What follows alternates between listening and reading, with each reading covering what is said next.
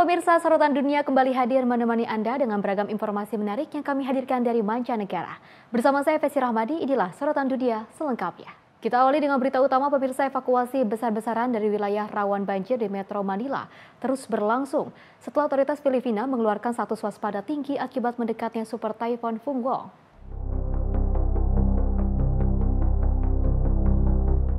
Rekaman yang diambil di Paranaque pada Minggu 9 November 2025 menunjukkan warga mulai tiba di pusat-pusat evakuasi, mendaftar untuk mendapatkan bantuan, dan menempati tenda-tenda sementara menjelang datangnya badai. Seorang pengungsi bernama Maria Okada mengaku segera mengungsi karena rumahnya berdekatan dengan sungai dan ia takut akan keselamatan 4 anaknya. Sementara pengungsi lain, Christina Villanueva, mengungkapkan ketakutannya karena topan yang melanda Cebu sebelumnya bukan super typhoon, namun menelan banyak korban, sehingga mereka panik dan mengungsi lebih awal. Menurut laporan, sedikitnya 2 orang telah meninggal dunia dalam bencana tersebut. Sementara pihak berwenang telah mengevakuasi sekitar 1 juta penduduk. Badan Meteorologi Filipina Pagasa menyatakan kondisi mengancam jiwa masih akan berlanjut saat super typhoon yang secara lokal disebut Uwan terus melintasi wilayah Filipina dengan kecepatan angin maksimum mencapai 185 km per jam dan hembusan hingga 230 km per jam. Sementara itu, Pusat Peringatan Topan Gabungan Amerika Serikat atau GTWC mengklasifikasikan Fungwong sebagai topan kategori 3 dan menjadi siklon tropis ke-21 yang melanda Filipina tahun ini. Tim redaksi Sinpo TV melaporkan. Pemirsa, kota Rio Bonito di Brazil masih dalam keadaan darurat setelah angin puting beliung dahsyat menerjang kawasan itu pada Jumat 7 November dan juga menyebabkan sedikitnya 6 orang tewas dan ratusan orang terluka. Rekaman pada Minggu 9 November 2025 menunjukkan kerusakan parah di kawasan terdampak dengan pohon tumbang, rumah hancur, mobil rusak, dan puing-puing berserakan di jalanan. Angin puting beliung yang sementara diklasifikasikan sebagai F3 dengan kecepatan angin mencapai 250 km per jam melanda negara bagian Paraná di selatan Brazil, dekat perbatasan dengan Argentina. Otoritas menyebut hingga 90% wilayah terdampak dan menetapkan status darurat bencana. Kota terparah adalah Rio Bonito dengan 5 korban tewas serta 1 korban lain dilaporkan di daerah pedesaan Guarapuava. Pemerintah negara bagian menetapkan 3 hari masa berkabung nasional. Sementara Presiden Brazil Luiz Inácio Lula da Silva menyampaikan bela sungkawa dan solidaritas kepada keluarga korban melalui akun resmi X miliknya. Pemerintah daerah mengimbau warga untuk tetap di tempat aman serta mematuhi arahan otoritas, sambil mengordinasikan bantuan kemanusiaan dan tim pembersihan untuk memulihkan layanan pokok. Tim redaksi Sinpo TV melaporkan. Pemirsa, Mahkamah Agung Amerika Serikat mengizinkan pemerintah Presiden Donald Trump untuk menegakkan kebijakan yang juga melarang orang transgender dan juga non-binary memilih penanda jenis kelamin di paspor sesuai identitas gender mereka. Tentunya keputusan ini menjadi kemenangan terbaru bagi pemerintah Trump di bidang hak sipil. Dalam putusan singkat tanpa tanda tangan, mayoritas konservatif di Mahkamah Agung menyatakan bahwa penampilan jenis kelamin saat lahir dalam paspor bukanlah bentuk diskriminasi, melainkan fakta historis yang dicantumkan secara administratif. Keputusan ini membatalkan perintah pengadilan rendah yang sebelumnya mengizinkan pemilik paspor untuk memilih penanda L, P, atau X sesuai identitas gender mereka. 3 hakim liberal menyatakan perbedaan pendapat dengan menilai kebijakan ini membuat komunitas transgender semakin rentan terhadap kekerasan, pelecehan, dan diskriminasi. Kasus ini berasal dari gugatan warga transgender dan non-binary yang melaporkan pengalaman diperiksa, diintimidasi, dan dituduh memalsukan dokumen saat melintas keamanan bandara karena perbedaan antara identitas mereka dan data di paspor. Putusan ini merupakan salah satu dari hampir 20 kasus di mana Mahkamah Agung memberi kemenangan cepat kepada pemerintah Trump dalam kebijakan-kebijakan yang dinilai konservatif, termasuk larangan bagi orang transgender untuk berdinasti militer. Tim redaksi Sinpo TV melaporkan. Pemirsa, Kementerian Kebudayaan ini menghelat Sawala Budaya Sinergi Penguatan Diplomasi Budaya Indonesia di Museum Nasional Jakarta. Tentunya Menteri Kebudayaan Fadlizon mendorong para duta besar untuk turut bersinergi dan juga reaktif atas potensi budaya di setiap negara sesuai dengan Undang-Undang Dasar Pasal 32 Ayat 1. Bertempat di Museum Nasional Jakarta, Sawala Budaya digelar oleh Kementerian Kebudayaan bersama sejumlah duta besar luar biasa dan berkuasa penuh untuk memperkuat sinergi diplomasi kebudayaan Indonesia di kancah global. Menteri Kebudayaan Fadlizon menyampaikan pentingnya untuk memajukan kebudayaan sebagai soft power masa kini dengan menggunakan kemampuan mega diversity sebagai national treasure Indonesia. Tahu bahwa budaya ini adalah soft power. Sebagai soft power, saya kira sudah banyak digunakan, dipakai oleh negara-negara maju jauh lebih awal.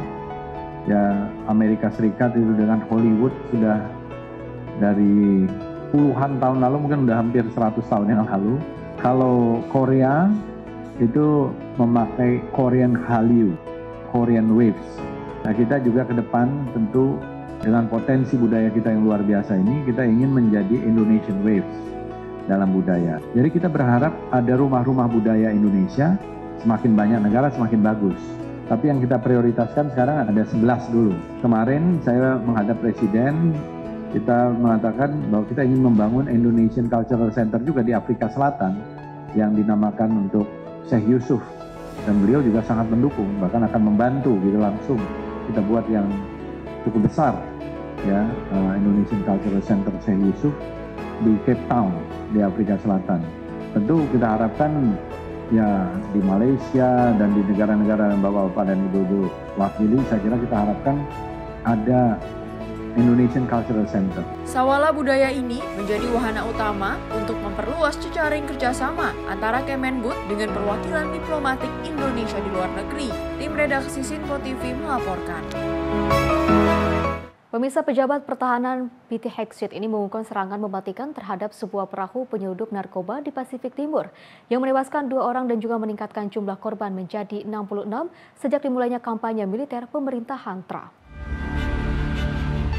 Pejabat pertahanan Pete Hegseth mengkonfirmasi pada hari Selasa 3 November 2025 serangan mematikan terhadap sebuah kapal penyelundup narkoba di Pasifik Timur. Operasi ini menewaskan 2 orang di atas kapal, menambah daftar korban menjadi setidaknya 66 sejak pemerintahan Trump mulai meluncurkan serangan militer terhadap perahu-perahu penyelundup narkoba di wilayah Amerika Selatan. Hegseth menyebut bahwa serangan ini terjadi di hari yang sama dengan keberangkatan kapal induk USS Gerald R. Ford menuju Caribbean sebagai bagian dari perluasan kekuatan militer Amerika Serikat di Amerika Latin. Kapal induk ini akan bergabung dengan sejumlah pesawat, kapal perang, dan puluhan ribu pasukan yang telah diterjunkan di wilayah tersebut. Presiden Trump telah menegaskan bahwa pemerintahan Amerika Serikat sedang berada dalam konflik bersenjata dengan kartel narkoba, dengan mengklaim bahwa perahu-perahu tersebut dioperasikan oleh organisasi teroris asing, mendesak bahwa operasi militer ini adalah untuk melindungi warga Amerika Serikat dari narkoba. Hegseth menulis di media sosialnya bahwa pihaknya akan menelusuri dan menghancurkan setiap kapal yang mencoba menyelundupkan narkoba ke Amerika Serikat. Menghadapi tekanan dari anggota legislatif dari kedua pihak yang meminta penjelasan mengenai target yang dipilih dan dasar hukum untuk serangan ini, pemerintahan Amerika Serikat tetap bertahan pada alasan keamanan nasional. Sementara itu, pimpinan PBB Volker Turk meminta Amerika Serikat untuk menghentikan serangan dan mencegah pembunuhan di luar proses hukum terhadap orang-orang di atas kapal tersebut. Tim redaksi Sinpo TV melaporkan. Di sisi lain, pemirsa, Senat Amerika Serikat yang juga dikuasai oleh Partai Republik menolak RUU yang akan membatasi kekuasaan Presiden Donald Trump untuk melancarkan serangan militer ke Venezuela tanpa izin Kongres.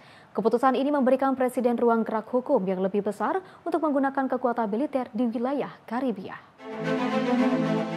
Hasil pemungutan suara di Senat berakhir tipis, 51 menolak dan 49 mendukung. Hanya 2 senator Republik, Rand Paul dari Kentucky dan juga Lisa Murkowski dari Alaska, yang memilih seirama dengan Partai Demokrat. Resolusi tersebut mengatur Presiden harus mendapat persetujuan Kongres sebelum melancarkan serangan militer ke Venezuela di tengah kekhawatiran eskalasi konflik di Karibia. Namun Republikan menilai pembatasan tersebut akan melemahkan posisi Amerika Serikat dan menghambat tindakan cepat terhadap ancaman narkoba. Administrasi Trump telah meningkatkan aktivitas militer di perairan Karibia, termasuk penyerangan kapal yang diduga menyelundupkan narkoba, serta penempatan kapal induk canggih. Kampanye ini telah menyebabkan 69 korban tewas dalam 17 serangan terkonfirmasi. Tokoh Demokrat seperti Senator Adam Schiff menilai aksi militer tersebut bisa menjadi upaya perubahan rezim dan menegaskan Kongres harus terlibat dalam pengambilan keputusan. Ditolaknya resolusi ini membuat Presiden Trump tetap memiliki ruang gerak penuh untuk melanjutkan pembangunan kekuatan naval di Karibia. Keputusan Senat ini memicu debat luas terkait dengan batasan kekuasaan eksekutif dalam urusan perang. Tim redaksi Sinpo TV melaporkan. Pemirsa, pemerintah negara bagian Maryland ini menggugat administrasi Presiden Donald Trump atas keputusan membatalkan pembangunan markas baru di FBI di Greenbelt, Maryland. Gubernur Wes Moore ini menyebut keputusan untuk memindahkan lokasi gedung Ronald Reagan di Washington DC sebagai langkah yang melanggar hukum dan juga merugikan ekonomi warga Maryland. Dalam konferensi pers bersama dengan pejabat Maryland, Gubernur Wes Moore menyatakan gedung Reagan terlalu tua, terlalu kecil dan tidak aman untuk menjadi markas baru FBI. Ia menilai administrasi Trump telah menyingkirkan proses perencanaan dan seleksi yang sudah ditetapkan di era pemerintahan Biden. Jaksa Agung Maryland Anthony Brown menuduh bahwa administrasi Trump melanggar hukum federal dengan mengabaikan arahan Kongres dan mengalokasikan ulang lebih dari $1 miliar dana untuk proyek Greenbelt. Dalam gugatannya, Maryland juga meminta pengadilan untuk menghentikan pemilihan gedung Reagan dan mencegah pengalihan dana yang sudah disetujui Kongres. Dua senator Maryland, Chris Van Hollen dan juga Angela, mengecap keputusan tersebut menyebut Greenbelt sebagai lokasi yang paling memenuhi kebutuhan keamanan dan misi FBI. Pemerintahan Kabupaten Prince George menyatakan bahwa pembangunan di Greenbelt akan menjadi proyek ekonomi terbesar di sejarah wilayahnya, menciptakan lebih dari 7.500 lapangan kerja dan manfaat hingga $4 miliar. Saat ini markas FBI masih berada di gedung J. Edgar Hoover di Pennsylvania Avenue yang sudah hampir 50 tahun dikritik tidak layak huni. Pihak FBI dan juga GSA berdalih pemindahan markas ke gedung Reagan akan menghemat waktu dan biaya pembangunan. Tim redaksi Simpo TV melaporkan. Informasi lainnya, pemirsa, pemimpin Korea Utara Kim Jong-un ini memberikan penghormatan terakhir kepada tokoh senior partai Kim Yong-nam yang wafat pada usia 97 tahun. Kim Yong-nam ini merupakan sosok penting dalam struktur pemerintahan Korea Utara dan selama 2 dekade menjabat sebagai Presiden Presidium Majelis Rakyat tertinggi. Pemimpin Korea Utara Kim Jong-un terlihat hadir di rumah duka untuk memberikan penghormatan kepada mantan Presiden Presidium Majelis Rakyat Tertinggi Kim Yong-nam. Dalam foto yang dirilis kantor berita resmi KCNA, Kim berdiri di depan peti Kim Yong-nam untuk menunjukkan rasa dukanya. Kim Yong-nam wafat pada Senin 3 November 2025 karena komplikasi. Selama menjabat dari tahun 1998 hingga 2019, ia dikenal sebagai figur kepala negara secara seremonial dan dipandang sebagai diplomat senior yang mewakili Korea Utara di berbagai forum internasional. Pada 2018, Kim Yong-nam juga tercatat sebagai pejabat tinggi terakhir Korea Utara yang berkunjung ke Korea Selatan. Ia datang bersama Kim Yo-jong, adik perempuan Kim Jong-un, untuk menghadiri upacara pembukaan Olimpiade musim dingin Pyeongchang. Upacara pemakaman negara akan digelar pada Kamis, 6 November 2025. Tim redaksi Simpo TV melaporkan. Pemirsa, informasi lainnya akan terus kami hadirkan usai jeda berikut ini.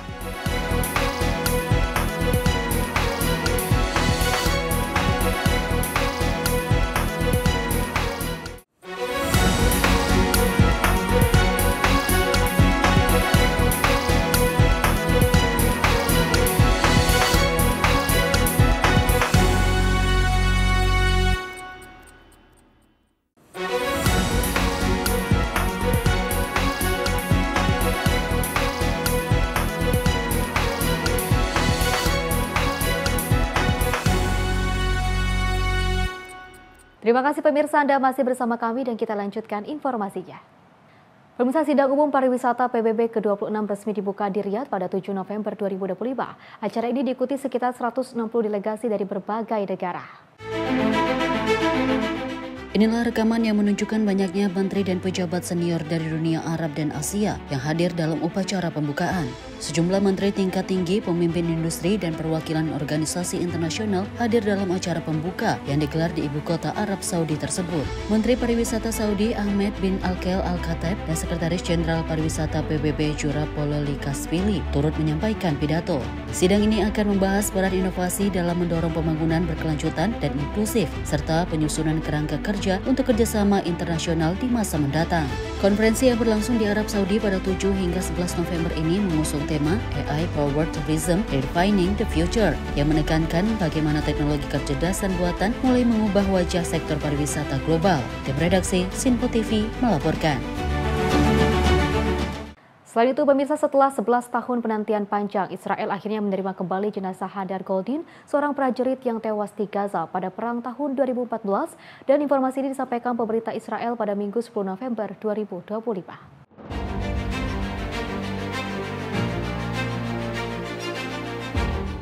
Hadar Goldin saat itu berusia 23 tahun dilaporkan tewas hanya 2 jam setelah gencatan senjata mulai berlaku dalam Perang Gaza 2014. Bagi warga Israel, namanya menjadi simbol kegigihan dan kesedihan dalam membawa pulang para prajurit yang gugur. Menurut militer Israel, selama bertahun-tahun mereka telah meyakini bahwa Hadar Goldin sudah gugur berdasarkan temuan barang-barang pribadinya di dalam terowongan tempur, termasuk baju yang berlumur darah dan jalur tali jubah doa Yahudi miliknya. Jenazah Goldin menjadi satu-satunya sisa dari para prajurit Israel yang gugur dan ditahan di Gaza sebelum meledaknya Perang Baru pada 2023. Pemulangan ini dinilai sebagai terobosan besar dalam perjanjian gencatan senjata yang sementara masih rentan dengan insiden kekerasan dan pertukaran tawanan yang lamban. Konvoi polisi yang mengantar jenazah menuju Lembaga Forensik Nasional Israel disambut warga di sepanjang jalan. Banyak di antara mereka menangis, memberi hormat, dan membawa bendera Israel. Orang tua Goldin mengungkapkan kelegaan sekaligus kepedihan. Mereka mengucapkan terima kasih kepada pasukan pertahanan Israel yang telah membawa putra mereka pulang. Perdana Menteri Benyamin Netanyahu dalam rapat kabinet mingguan mengakui bahwa penahanan jenazah Goldin selama bertahun-tahun menjadi sumber penderitaan yang mendalam bagi keluarganya. Meski peristiwa ini membawa kelegaan bagi keluarga Goldin, sebagian pengamat menilai bahwa pemulangan jenazah ini tak lepas dari dimensi politik yang rumit di saat pemerintah Israel mendapat tekanan domestik atas penanganan konflik terkini di Gaza dan nasib sandera yang masih tertinggal. Tim redaksi Sinpo TV melaporkan. Pemirsa, operasi penegakan imigrasi besar-besaran di kota Chicago, Amerika Serikat memicu gelombang kecaman dan juga gugatan hukum dari warga serta organisasi hak asasi manusia. Komandan pasukan Border Patrol, Gregory Bovino, ini memimpin langsung penertiban ini. Membela taktik agresif yang juga digunakan pasukannya termasuk penggunaan gas kimia dan serangan udara menggunakan helikopter.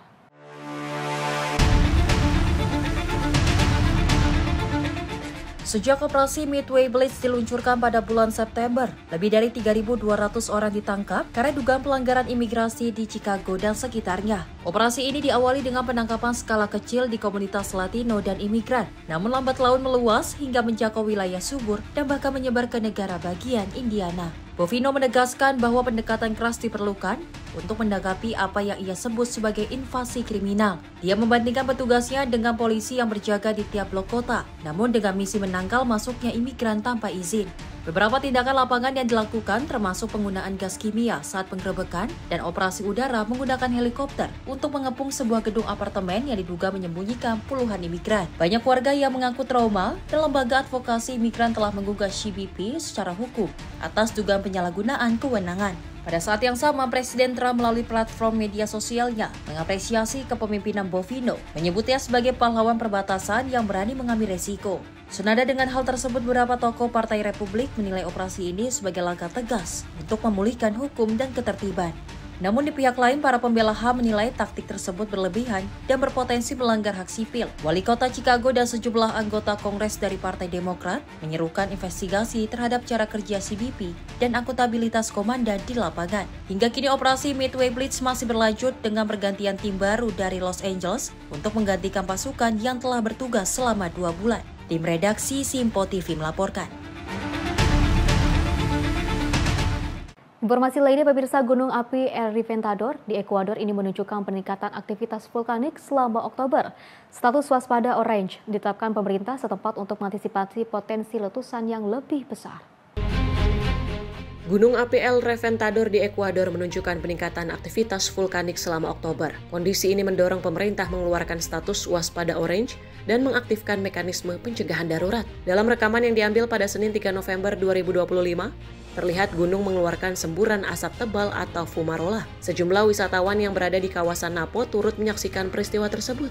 Lembaga Geologi IJEP melaporkan peningkatan aktivitas di permukaan gunung serta risiko terbentuknya lumpur vulkanik akibat hujan yang mengalirkan abu dan material ke sungai sekitarnya. Lembaga tersebut juga meningkatkan pemantauan di wilayah Chaco Canton dan sekitarnya yang berada di lereng tenggara gunung. Gunung El Reventador terakhir kali mengalami erupsi besar pada tahun 2002. Ledakan saat itu menyebabkan dampak hingga ke ibu kota Quito, sehingga pemantauan terhadap gunung ini terus menjadi perhatian nasional Ekuador. Tim redaksi Sinpo TV melaporkan. Pemirsa, Taifun Kalmaegi menerjang wilayah Filipina Tengah dan juga menyebabkan tanah longsor parah di kota Cebu. Sedikitnya 4 orang tewas dan juga ribuan warga terpaksa mengungsi akibat hujan deras dan angin kencang. Tanah longsor melanda wilayah Cebu pada Selasa 4 November 2025 setelah Taifun Kalmaigi menerjang Filipina Tengah dan menyebabkan kerusakan luas. Warga berupaya membersihkan jalan yang tertutup lumpur dan batu, sementara arus banjir masih deras melintasi permukiman. Rumah dan kendaraan mengalami kerusakan berat dengan puing-puing berserakan di sejumlah titik. Pihak pemerintah setempat menyebut dampak terparah terjadi akibat tanah longsor, sehingga membutuhkan bantuan dan alat berat untuk pembersihan jalan. Warga juga melaporkan angin kencang dan hujan deras terjadi sepanjang malam, bahkan beberapa pohon tumbang dan menimpa atap rumah penduduk. Laporan terbaru menyebutkan sedikitnya 4 orang tewas dan ribuan warga telah dievakuasi ke tempat aman. Taifun Kalmaigi mendarat di Silago, Provinsi Southern Leyte dengan kecepatan angin mencapai 140 km per jam. Topan ini menjadi yang ke-20 melanda Filipina sepanjang tahun ini. Negara yang rentan terhadap bencana alam termasuk letusan gunung api dan gempa bumi. Tim redaksi Simpo TV melaporkan. Informasi lainnya, pemirsa, pemerintah federal Amerika Serikat ini melalui FAA atau Federal Aviation Administration memerintahkan maskapai untuk mengurangi sekitar 10% penerbangan di 40 bandara terbesar di negara ini. Tentunya langkah ini dilakukan untuk mengurangi tekanan terhadap pengendali lalu lintas udara saat government shutdown dan juga memastikan keselamatan penumpang. Pengurangan penerbangan dianggarkan mulai berlaku pada hari Jumat dan penumpang disarankan untuk segera memeriksa status penerbangan mereka dengan maskapai. FAA menegaskan bahwa langkah ini merupakan tindakan darurat untuk menjaga keselamatan lalu lintas udara, mengingat pengendali lalu lintas udara di seluruh negara sedang terbatas akibat government shutdown. 40 bandara terdampak meliputi wilayah strategis di Amerika Serikat, dari pesisir barat hingga timur, dan termasuk beberapa bandara paling ramai. FAA menekankan bahwa pengurangan ini adalah untuk mempertahankan standar keselamatan dan maskapai sudah dihimbau untuk menyesuaikan jadwal penerbangan. Penumpang diharapkan menghubungi maskapai atau mengunduh aplikasi untuk mendapatkan informasi terbaru mengenai pemotongan penerbangan. Keputusan ini diprediksi akan memberikan dampak signifikan terhadap jadwal penerbangan selama government shutdown berlangsung. Tim redaksi Simpo TV melaporkan. Pemirsa, Hakim Federal William Fitzpatrick ini memerintahkan jaksa untuk menyerahkan seluruh dokumen dan juga bukti penyelidikan kepada pengacara James Comey dalam kasus kriminal terhadap mantan Direktur FBI. Hakim menegaskan bahwa proses hukum kasus Comey sangat tidak biasa. Pihak jaksa diperintahkan untuk menyerahkan materi grand jury dan dokumen dari penyelidikan 2019-2020, termasuk dari Daniel Richtman, seorang profesor hukum yang merupakan teman dekat Comey. Comey yang didakwa berbohong di hadapan Senate Judiciary Committee menegaskan dirinya tidak bersalah dan menyebut proses ini sebagai prosekusi vindikatif atas arahan Presiden Trump. Pengacara Comey mengeluhkan mereka belum mendapat akses penuh terhadap seluruh bukti, termasuk informasi privilege dari Richtman. Hakim menegaskan semua dokumen harus segera diserahkan. Sedangkan Departemen Keadilan bersikukuh, tweet atau pernyataan Presiden Trump di media sosial bukan alasan untuk membatalkan dakwaan. Tim redaksi Simpo TV melaporkan. Setelah 2 tahun terhenti akibat perang, mahasiswa Universitas Islam Gaza akhirnya kembali ke kampus. Hal ini terjadi setelah Israel dan Hamas menandatangani perjanjian damai yang membuka jalan bagi pemulihan fasilitas pendidikan di wilayah tersebut. Setelah 2 tahun terhenti akibat perang, mahasiswa Universitas Islam Gaza mulai kembali ke kampus secara bertahap. Rekaman pada Selasa 4 November 2025 menunjukkan para mahasiswa mendaftarkan diri untuk tahun ajaran baru di tengah kondisi bangunan yang masih rusak parah. Staf universitas menjelaskan bahwa pembelajaran akan dimulai dari gedung kecil yang telah diperbaiki, yaitu Gedung Irada. Pihak kampus mulai menerima mahasiswa baru untuk bimbingan dan pemilihan jurusan. Sementara kuliah akan dimulai secara daring pada Sabtu 8 November 2025 mendatang dan secara bertahap akan berpindah ke pembelajaran tatap muka pada akhir November. Para mahasiswa mengungkapkan rasa sedih melihat kerusakan besar pada kampus, namun merasa lega dapat kembali belajar secara langsung. Mereka mengaku bahagia karena kesempatan untuk belajar tatap muka kembali terbuka. Menurut kantor berita Palestina Wafa, sejak serangan Israel ke Gaza dan tepi barat pada 7 Oktober 2023, lebih dari 20.000 mahasiswa tewas dan 31.000 lainnya terluka. Lebih dari 2.000 guru dan staf administrasi juga menjadi korban, serta puluhan sekolah dan universitas hancur, termasuk 179 sekolah negeri dan 63 gedung kampus di Gaza. Israel dan Hamas menandatangani perjanjian damai yang mulai berlaku pada 10 Oktober 2025 sebagai bagian dari 20 poin Trump Plan. Perjanjian tersebut meliputi penghentian serangan, pembebasan semua sandera hidup maupun jenazah, serta masuknya bantuan kemanusiaan ke wilayah Gaza. Tim redaksi Simpo TV melaporkan. Pemirsa, tim dari Kementerian Kesehatan dan juga Pertahanan Sipil Gaza bekerja sama dengan Komite Palang Merah Internasional memakamkan 24 jenazah warga Palestina tak teridentifikasi di makam Deir al-Balah. Pemakaman tersebut dilaksanakan setelah jenazah-jenazah tersebut diserahkan oleh Israel dan merupakan bagian dari kesepakatan damai antara Israel dan Hamas yang baru-baru ini ditandatangani.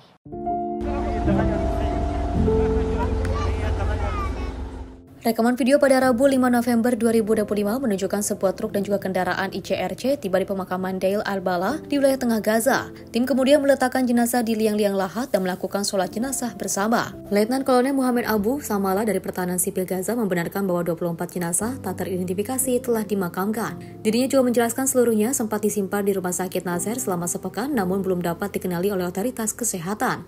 Abu Samala menambahkan, ini merupakan keempat kalinya pemakaman seperti ini dilakukan di makam tersebut, dengan total 120 jenazah tak teridentifikasi yang sudah dimakamkan di Deir al-Balah. Dalam pernyataan resmi pada Rabu 5 November 2025, Kementerian Kesehatan Palestina melaporkan dari 284 jenazah yang diserahkan Israel baru 84 yang berhasil diidentifikasi. Sementara itu, perjanjian damai antara Israel dan Hamas mulai berlaku pada 10 Oktober sebagai bagian dari 20 poin Trump Plan. Kesepakatan tersebut meliputi penghentian total serangan, pembebasan seluruh sandera baik yang hidup maupun meninggal, serta masuknya bantuan kemanusiaan ke wilayah Gaza. Tim redaksi Simpo TV melaporkan. Pemirsa, Presiden Uni Emirat Arab Sheikh Mohammed bin Zayed Al Nahyan ini menerima kunjungan Presiden Fiji Ratu Naikama Tawakel Kolati Lalabalafu di Abu Dhabi. Tentunya pertemuan ini membahas upaya memperkuat hubungan bilateral khususnya di bidang pembangunan dan investasi. Presiden Uni Emirat Arab Sheikh Mohammed bin Zayed Al Nahyan menerima Presiden Fiji Ratu Naikama dalam kunjungan resmi di Abu Dhabi pada Rabu 5 November 2025. Rekaman menunjukkan Sheikh Mohammed bin Zayed menyambut rekan sejawatnya dari Fiji dan juga menggelar pertemuan yang dihadiri para pejabat dari kedua negara. Dalam pertemuan tersebut, kedua pemimpin membahas langkah untuk meningkatkan kerjasama antar negara serta mendorong upaya pembangunan bersama. Kedua presiden menegaskan komitmen untuk memperkuat hubungan bilateral, terutama dalam bidang pembangunan investasi dan juga pembukaan peluang baru yang dapat mendukung pertumbuhan bersama. Mereka juga membahas sejumlah isu regional dan internasional yang menjadi kepentingan bersama, serta menekankan pentingnya mendorong perdamaian dan stabilitas global demi kesejahteraan seluruh negara. Pertemuan juga membahas inisiatif UEA untuk mendukung proyek energi terbarukan di negara-negara Pasifik melalui dana kemitraan untuk energi terbarukan yang diluncurkan sejak tahun 2013.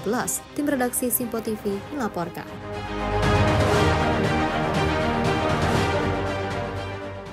Pemirsa, pemilih di negara bagian California menyetujui usulan untuk mengubah batas daerah pemilihan DPR Amerika Serikat dan memberikan kemenangan strategis bagi Partai Demokrat dalam perebutan kontrol majelis rendah pada pemilu 2026 mendatang.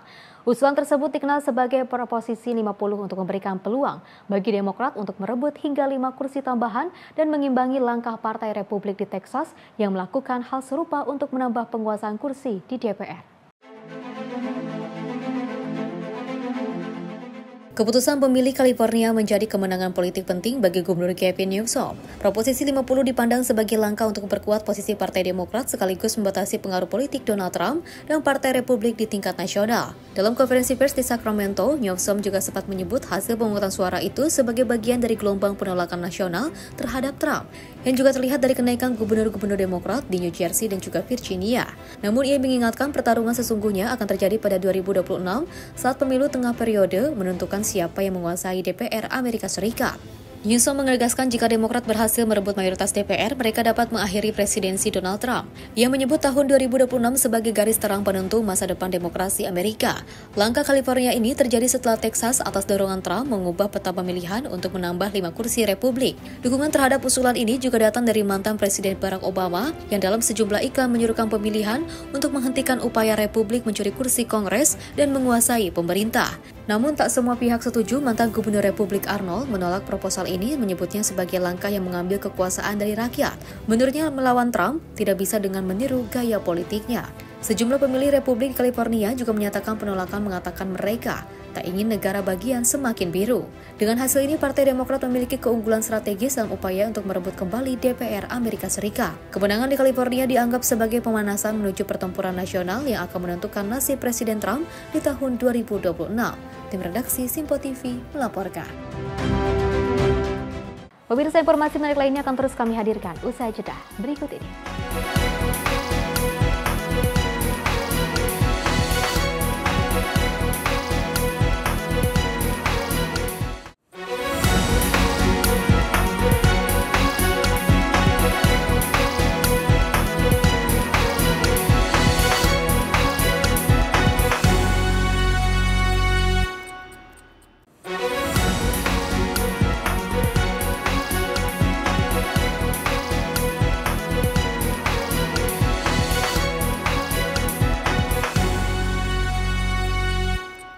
Terima kasih pemirsa, Anda masih menyaksikan Sorotan Dunia dan kita lanjutkan informasinya. Pemirsa, untuk pertama kalinya dalam sejarah, Presiden Suriah dijadwalkan berkunjung ke Gedung Putih. Sosok itu adalah Ahmad al-Shara, pemimpin baru Suriah yang juga baru setahun menjabat setelah menumbangkan rezim otoriter Bashar al-Assad. Al-Shara yang pernah menjadi anggota kelompok militan Al-Qaeda dan ditahan di penjara Amerika di Irak, kini muncul sebagai figur yang diterima di panggung internasional. Perjalanannya dari seorang pemberontak menjadi presiden yang diterima di Gedung Putih dianggap sebagai simbol perubahan geopolitik di Timur Tengah. Perjalanan politik Al-Shara dinilai luar biasa. Laki-laki 47 tahun itu pernah menjadi komandan militan yang menentang pasukan Amerika di Irak pada awal 2000-an. Ia ditangkap, ditahan, dan diintegrasi di sebuah pusat penahanan yang dikendalikan Amerika Serikat. Namun setelah dibebaskan, Al-Shara memutuskan hubungan dengan Al-Qaeda dan memasuki area politik lokal Suriah sebagai tokoh rekonsiliasi antar faksi. Dalam kunjungannya ke Amerika, Al-Shara diharapkan mengumumkan keikutsertaan Suriah dalam koalisi internasional pimpinan Amerika Serikat untuk melawan ISIS. Langkah ini dipandang sebagai upaya untuk menegaskan komitmen Suriah terhadap stabilitas regional dan perang melawan terorisme. Sebelumnya pada bulan Mei, Al-Shara sudah bertemu Presiden Donald Trump di Arab Saudi. Dalam perjumpaan itu, Trump mengumumkan penghapusan sanksi ekonomi yang telah membelenggu Suriah selama puluhan tahun, termasuk penangguhan penerapan Caesar ACT, undang-undang yang menjatuhkan sanksi atas pelanggaran HAM oleh rezim Assad. Dalam pertemuan di Gedung Putih, ia akan mendorong pembatalan penuh Caesar ACT yang masih membutuhkan persetujuan Kongres untuk dihapuskan secara permanen. Dalam pernyataan resmi Kementerian Informasi Suriah, Al-Shara disebut akan menegaskan pesan pentingnya menghentikan sanksi ekonomi demi pemulihan dan investasi, sekaligus meneguhkan komitmen Suriah untuk melanjutkan perang melawan terorisme dan membangun stabilitas regional. Kunjungan ini tak hanya dipandang sebagai keberhasilan diplomasi Suriah, tetapi juga pencapaian personal bagi seorang pria yang pernah dipenjara pasukan Amerika. Tim redaksi Simpo TV melaporkan. Pemirsa, seorang pekerja tewas setelah 11 jam terperangkap di bawah puing-puing menara abad pertengahan di Roma, Italia. Menara Torre di Conti sebagian roboh saat pekerjaan renovasi sedang berlangsung di tengah kota. Tim penyelamat Italia bekerja hingga larut malam untuk menyelamatkan seorang pekerja yang terperangkap di dalam menara Torre dei Conti. Korban warga Rumania bernama Octav Stroici berhasil dievakuasi namun meninggal akibat cedera parah. Perdana Menteri Italia Giorgia Meloni menyampaikan bela sungkawa. Pemerintah Rumania juga mengonfirmasi identitas korban dan mengapresiasi kerja tim penyelamat. Menara Torre dei Conti dibangun pada abad ke-13 oleh Paus Innocent III dan telah berulang kali mengalami kerusakan akibat gempa dan waktu. Ratusan turis menyaksikan proses penyelamatan yang rumit dan berbahaya saat bagian menara kembali runtuh dan mengeluarkan debu tebal. 3 pekerja lain selamat, sementara seorang pekerja berusia 64 tahun masih kritis. Menara saat ini sedang direnovasi dengan anggaran 6,9 juta euro untuk proyek restorasi dan pembuatan museum baru. Kejaksaan Roma telah memulai penyelidikan atas dugaan kelalaian dalam proses renovasi. Tim redaksi Simpo TV melaporkan. Selain itu, pemirsa, FBI ini melanjutkan pemecatan agen dan pimpinan yang terlibat dalam penyidikan upaya Presiden Trump mengubah hasil pemilu 2020 dan pemecatan terbaru tetap berjalan meski ada upaya untuk menghentikannya dan memicu kontroversi internal di dalam FBI. FBI melanjutkan tindakan pemecatan terhadap agen dan pimpinan yang terlibat dalam penyelidikan terhadap upaya Presiden Donald Trump untuk mengubah hasil pemilihan umum 2020.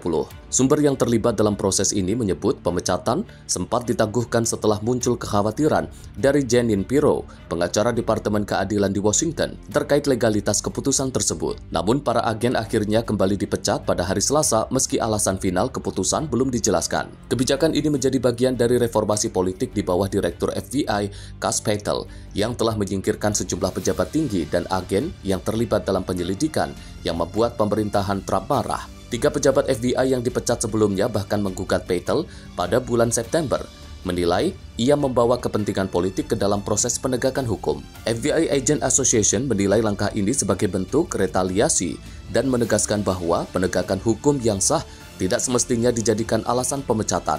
Situasi ini juga memicu ketegangan politik baru terutama di kalangan Partai Republik yang menuduh Departemen Keadilan dan FBI mempolitisasi hukum untuk menyerang tokoh konservatif seperti Trump. Sementara itu agen-agen yang diberhentikan akan menjalani pemeriksaan lanjutan terkait dugaan pelanggaran prosedural dalam penyelidikan yang dinilai tergesa-gesa dan syarat tekanan politik. Tim redaksi Sinpo TV melaporkan. Dari Presiden Rusia Vladimir Putin, pemirsa menghadiri upacara peringatan Hari Persatuan Nasional di Lapangan Merah Moskow. Dalam acara tersebut, Putin meletakkan bunga di Monumen Pahlawan Nasional Rusia, Dmitry Pozarsky, dan juga Kuzma Midin. Presiden Rusia Vladimir Putin meletakkan bunga di Monumen Pahlawan Nasional Rusia, Dmitry Pozarsky dan Kuzma Midin, yang memimpin pemberontakan rakyat pada tahun 1612 untuk mengakhiri penjajahan Polandia atas Moskow. Kegiatan tersebut merupakan bagian dari perayaan Hari Persatuan Nasional di Lapangan Merah pada Selasa 4 November 2025. Rekaman menunjukkan Putin mengikuti upacara tersebut didampingi perwakilan dari berbagai tokoh agama, termasuk Patriark Kirill dari Moskow dan seluruh Rusia, serta Kepala Tradisional Buddhis Sangha of Rusia, Pandito Habbo Lama ke-24. Putin juga bertemu dengan anggota organisasi publik dan relawan muda. Hari Persatuan Nasional diperingati di Rusia setiap 4 November sejak tahun 2005 untuk memperingati kemenangan atas pasukan penjajah Polandia pada tahun 1612. Tim redaksi Sinpo TV melaporkan. Peristiwa lainnya, pemirsa, sebuah pesawat kargo milik UPS meledak dalam bola api raksasa saat lepas landas di Bandara Internasional Louisville, Muhammad Ali, Kentucky. 7 orang dilaporkan tewas dan 11 lainnya mengalami luka-luka. Pesawat kargo McDonnell Douglas MD-11 milik UPS jatuh meledak pada Selasa malam waktu setempat. Pesawat ini sedang berangkat menuju Honolulu dari fasilitas utama UPS Worldport di Bandara Louisville, Muhammad Ali. Rekaman video menunjukkan api menyala di sayap kiri pesawat sebelum terjatuh dan meledak menjadi bola api besar. Ledakan itu juga merusak sebagian atap bangunan di ujung landasan pacu. Otoritas menyatakan 7 orang meninggal dunia, 4 diantaranya bukan penumpang, 11 orang lainnya mengalami luka serius. Status 3 awak pesawat masih belum dipastikan.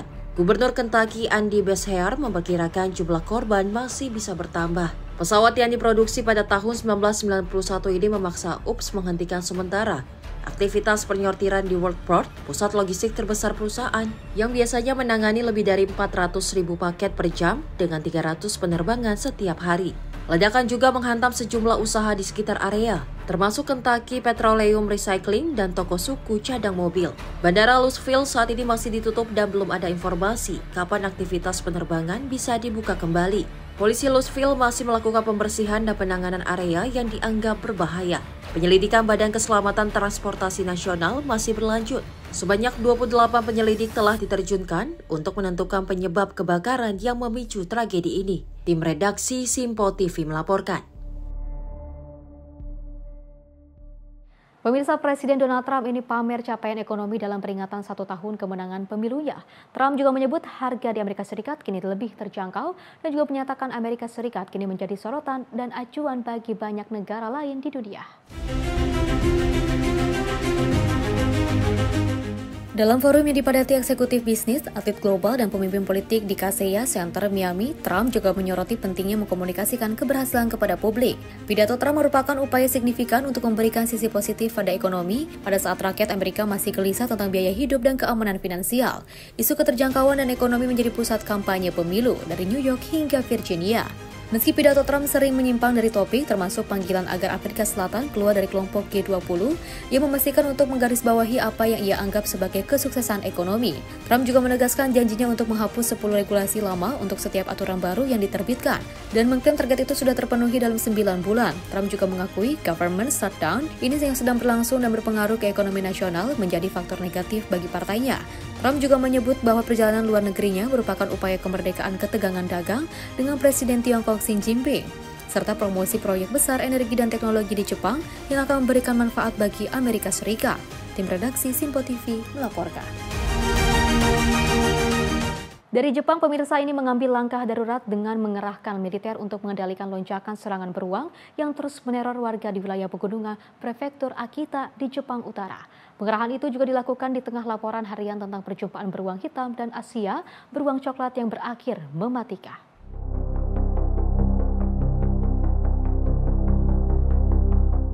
Sejak April 2025, lebih dari 100 orang terluka dan 12 orang tewas akibat serangan beruang di seluruh Jepang saat hewan tersebut mencari makan menuju masa hibernasi. Beruang terlihat dekat sekolah, stasiun kereta, supermarket, bahkan resor air panas. Peningkatan populasi beruang yang juga masuk ke area pemukiman ini terjadi di wilayah dengan populasi manusia yang menua dan menurun serta minimnya pemburu terlatih. Pemerintah memperkirakan populasi beruang di Jepang saat ini mencapai lebih dari 54.000 ekor. Karena terbatasnya tenaga ahli, Kementerian Pertahanan dan pemerintah Prefektur Akita menandatangani kesepakatan untuk mengerahkan tentara. Tugas mereka antara lain memasang perangkap kotak dengan umpan makanan, mengangkut pemburu lokal, serta membantu menangani bangkai beruang yang ditemukan. Tentara tidak akan menggunakan senjata api untuk membunuh beruang. Wakil Kepala Sekretaris Kabinet Fumitoshi Sato mengatakan bahwa respon terhadap masalah beruang ini adalah masalah mendesak karena intrusi beruang terus meluas ke daerah pemukiman setiap hari.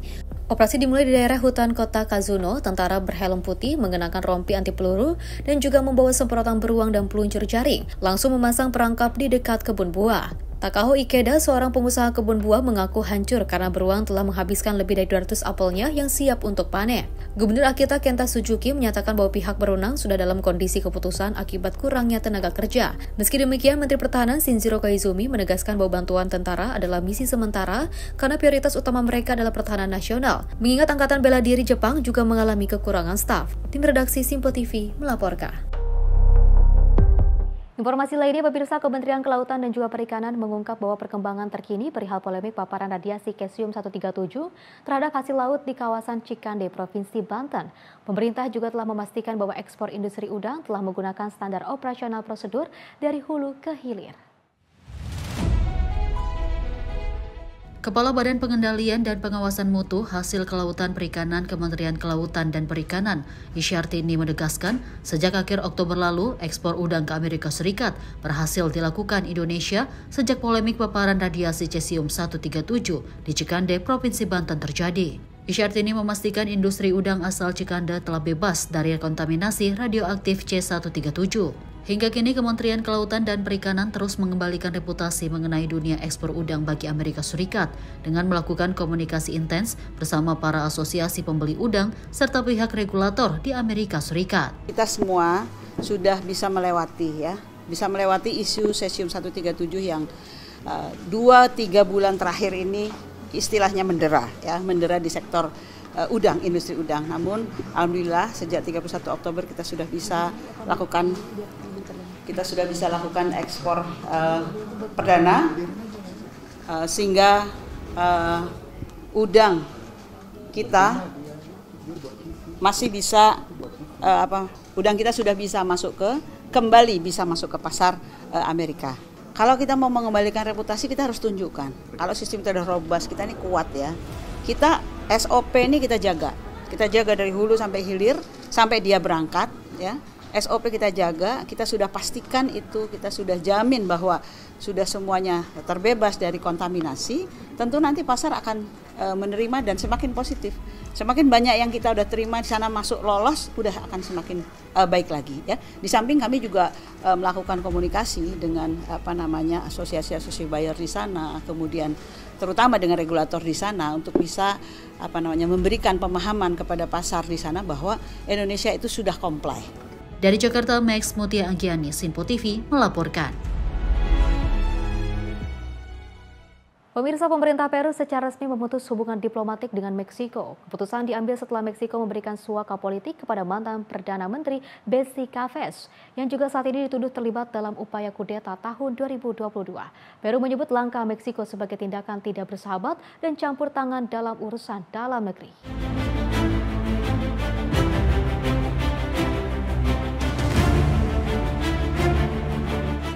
Menteri Luar Negeri Peru Hugo de Zela mengumumkan pemutusan hubungan tersebut pada Senin 3 November 2025.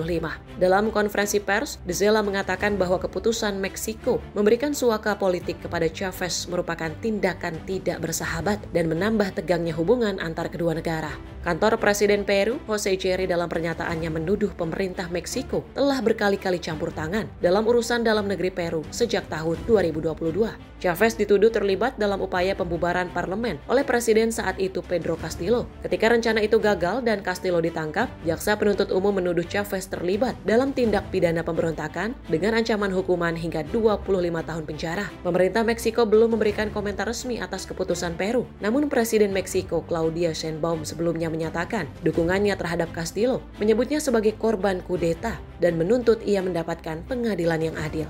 Kementerian Luar Negeri Peru menyatakan sejak kejatuhan Castillo pada Desember 2022, Meksiko berkali-kali melakukan intervensi yang dianggap tidak dapat diterima. Peru menegaskan mereka sudah berulang kali meminta penghormatan atas kedaulatan negara, namun sikap Meksiko disebut tetap tidak berubah. Tim redaksi Sinpo TV melaporkan. Pemirsa, Israel diguncang skandal besar setelah penasihat hukum tertinggi militer Mayor Jenderal Yivat Tomer Yerusalmi ini mendadak mengundurkan diri dan hilang secara misterius dan kini ditahan oleh pihak berwenang. Tentunya kasus ini menggemparkan pemerintah dan militer setelah serangkaian peristiwa dramatis yang terjadi dalam beberapa hari. Peristiwa ini bermula dari pengakuan terbuka Tomer Yerusalmi bahwa ia menyetujui keberedaran sebuah video pengawasan yang menunjukkan dugaan penyiksaan seorang tahanan Palestina oleh prajurit Israel di sebuah penjara militer yang terkenal buruk. Video tersebut menunjukkan sebagian dari insiden penyerangan dan kekerasan seksual terhadap seorang tahanan Palestina.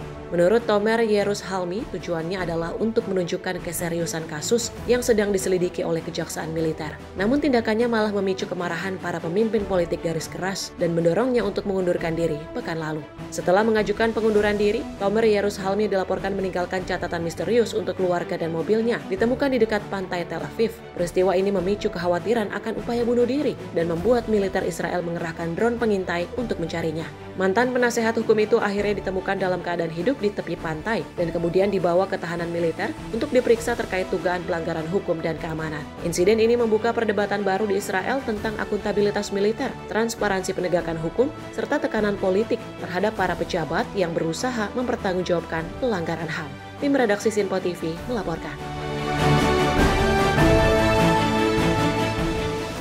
Pemirsa, ribuan umat Hindu berkumpul di Prayagraj, Uttar Pradesh untuk merayakan Kartik Purnima yang juga bertepatan dengan festival suci Dev Diwali. Ritual ini dianggap membawa kesucian dan juga berkah dari Dewa-Dewi melalui penyalaan lampu minyak serta mandi suci di Sungai Ganges.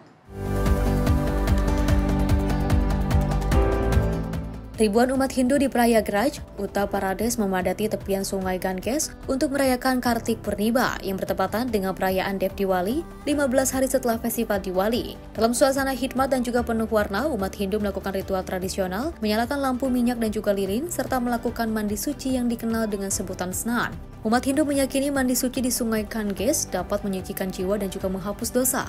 Mereka juga mengapungkan lampu di atas air sebagai lambang doa dan harapan. Festival Dev Diwali sendiri dirayakan secara khusus di Banaras dengan ibadah kepada Dewa-Dewi dan penyalaan ribuan lampu di tepian sungai. Diwali dan Dev Diwali merupakan dua di antara perayaan agama Hindu terbesar di dunia, yang ditandai dengan cahaya lampu minyak, bunga, dan juga kemeriahan kemilau warna. Tim redaksi Sinpo TV melaporkan. Pemirsa, Max Verstappen ini kembali tunjukkan kelasnya di ajang Formula 1 meski start dari pit lane. Pembalap Red Bull ini juga menggila di trek Interlagos dan secara spektakuler berhasil finish di posisi ketiga.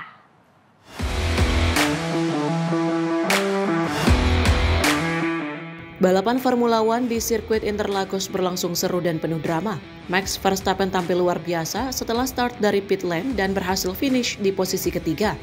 Sejak awal, Verstappen langsung tancap gas dan menyalip satu persatu pembalap di depannya. Meski sempat terjadi beberapa insiden di lap awal, pembalap Red Bull ini tetap tenang dan terus menekan. Di pertengahan balapan, Verstappen sudah masuk ke posisi 5 besar dan terus menjaga kecepatannya. Akhirnya di lap 63, ia berhasil menyusul George Russell untuk merebut podium ketiga. Ini jadi salah satu penampilan paling gila dari Verstappen musim ini. Start dari pit lane dan tetap berhasil naik podium. Tim redaksi Sinpo TV melaporkan.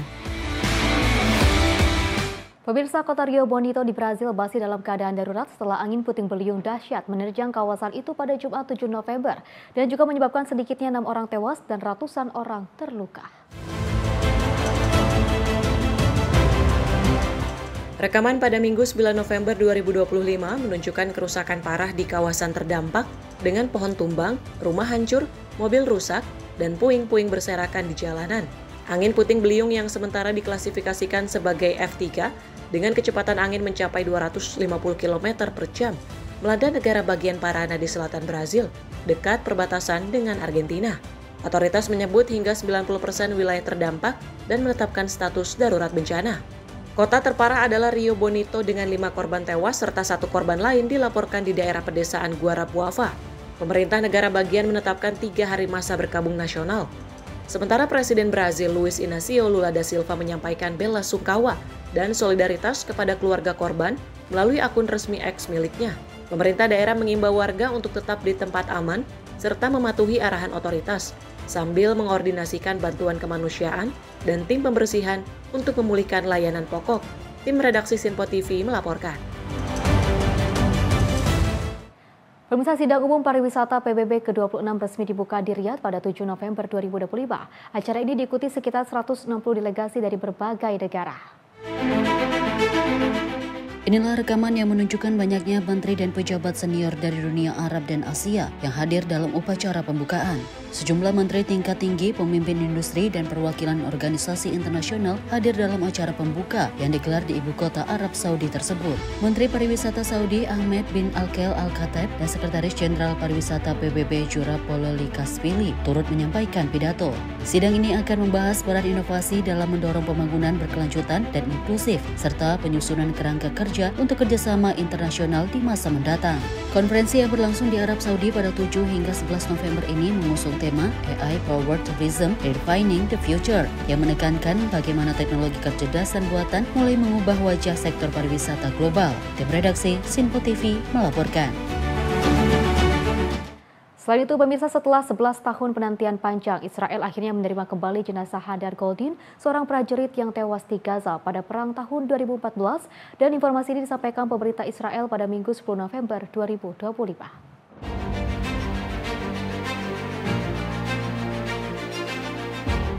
Hadar Goldin saat itu berusia 23 tahun dilaporkan tewas hanya 2 jam setelah gencatan senjata mulai berlaku dalam Perang Gaza 2014. Bagi warga Israel, namanya menjadi simbol kegigihan dan kesedihan dalam membawa pulang para prajurit yang gugur. Menurut militer Israel, selama bertahun-tahun mereka telah meyakini bahwa Hadar Goldin sudah gugur berdasarkan temuan barang-barang pribadinya di dalam terowongan tempur, termasuk baju yang berlumur darah dan jalur tali jubah doa Yahudi miliknya. Jenazah Goldin menjadi satu-satunya sisa dari para prajurit Israel yang gugur dan ditahan di Gaza sebelum meledaknya Perang Baru pada 2023. Pemulangan ini dinilai sebagai terobosan besar dalam perjanjian gencatan senjata yang sementara masih rentan dengan insiden kekerasan dan pertukaran tawanan yang lamban. Konvoi polisi yang mengantar jenazah menuju Lembaga Forensik Nasional Israel disambut warga di sepanjang jalan. Banyak di antara mereka menangis, memberi hormat, dan membawa bendera Israel. Orang tua Goldin mengungkapkan kelegaan sekaligus kepedihan. Mereka mengucapkan terima kasih kepada pasukan pertahanan Israel yang telah membawa putra mereka pulang. Perdana Menteri Benjamin Netanyahu dalam rapat kabinet mingguan mengakui bahwa penahanan jenazah Goldin selama bertahun-tahun menjadi sumber penderitaan yang mendalam bagi keluarganya. Meski peristiwa ini membawa kelegaan bagi keluarga Goldin, sebagian pengamat menilai bahwa pemulangan jenazah ini tak lepas dari dimensi politik yang rumit di saat pemerintah Israel mendapat tekanan domestik atas penanganan konflik terkini di Gaza dan nasib sandera yang masih tertinggal. Tim redaksi Sinpo TV melaporkan. Pemirsa, informasi tadi sekaligus mengakhiri jumpa kita dalam Sorotan Dunia kali ini. Mewakili kerabat kerja yang bertugas, saya Fesi Rahmadi mengucapkan terima kasih dan sampai jumpa.